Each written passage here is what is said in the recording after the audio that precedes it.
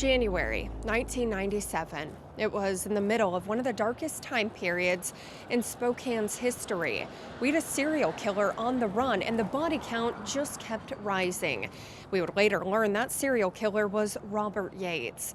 But in the aggressive, all-hands-on-deck search for his identity, did that create a shield for other Spokane killers to get away with it? Here's my latest cold case, the Yates effect. Sheriff's deputy cars filling the streets. Helicopters above in the air. Search dogs on leashes. The authorities only suspected a serial killer. Now they know. The late 90s, Spokane. We were a city on edge. One woman is found, and then another, and then another, and now, like you're saying, that we're up to number 8, that we've got to consider that we could be the next one. We knew a killer was among us. 3 of the victims were found, 3 victims on what is still a growing list. But because so many were focused on who we would later learn was Robert Yates, it was easy to forget he wasn't the only murderer out there. I know you know he didn't do it. I think they just wanted to categorize her, let's say, within that situation, but she was No a prostitute. Yeah, nothing prostitution. like that. So, and I think they just put it on the back burner. Halloween, Thanksgiving, Christmas, and New Year's. The holidays, this time of year, is what so many live for. But Lisa Anselmo sees it differently. For her, they mean she'll have to add another year since it happened. New Year's Day is the worst day of it all, you know? Because you know the anniversary is coming. Right. The anniversary of her mother, 45-year-old Margaret Anselmo's murder, a crime that was as bold as it was vicious. She left her apartment, she walked down to Arthur and cashed a Social Security check.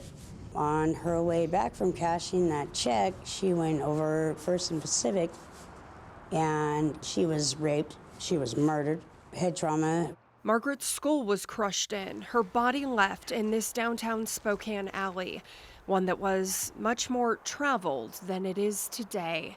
But even with that, no one saw anything, or worse yet, Lisa's fear. No one was even looking, not then, not now. And I just don't want my mom's case to be a cold case, so. But with no leads, no arrests, and more than 2 decades that have come and gone, there's no other way to classify it. Lisa says she's hounded investigators until they gave her something. I got her purse back with blood on it, money in it. So it wasn't a robbery. It was a straight rape in the middle of the day. Could someone have been stalking Margaret? Lisa says her mother was gorgeous, but she was always oblivious to the male attention. Yeah, I mean, what she do you was think? gorgeous. Yes, very beautiful. And she was a loving mom. She really was, and I had a lot of fun with her. But she struggled with her mental health. I had to visit her in the hospital, so that is the last time I visited, She was battling some demons. Yes. Another factor that Lisa fears may have hurt the odds of catching her killer. They just put her off to the side, basically, Over these years, I've had a hard time accepting that. As we flipped through old family photos, the most precious of memories, I couldn't help but notice how much Lisa looked like her mom. When I seen this picture, I was like, is that me? And then I was like, no, that's me. It's something she used to try to help. She knew it was dangerous, but she didn't care. Many of times, I've went down to where she was killed and sat there because I look a lot like her. I don't... Waiting to see if someone approached you? Yeah. Oh, yeah. I did. Did anyone? No.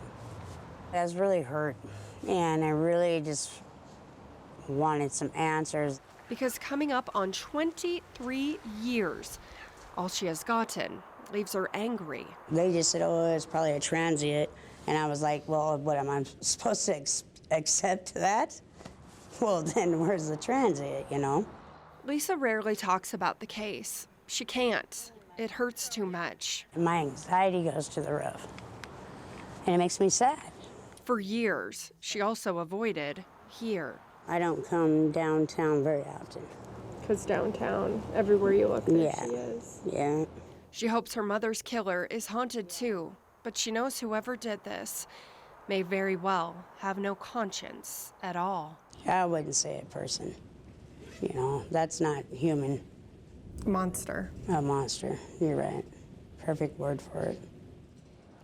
There is DNA that has been submitted into the national system in Margaret's case with no hits. I also do think it's worth mentioning that in the weeks prior to Margaret's murder, back in November of '96, another Spokane woman was found murdered in an alley nearby. She too does not appear to be a Yates victim. Were those cases connected? Maybe. All we know for sure is that each of them needs tips in order to get solved. If you know anything about either of these cases, pick up the phone. Someone knows something. Is it you? Until the next one, I'm Hayley Guenthner.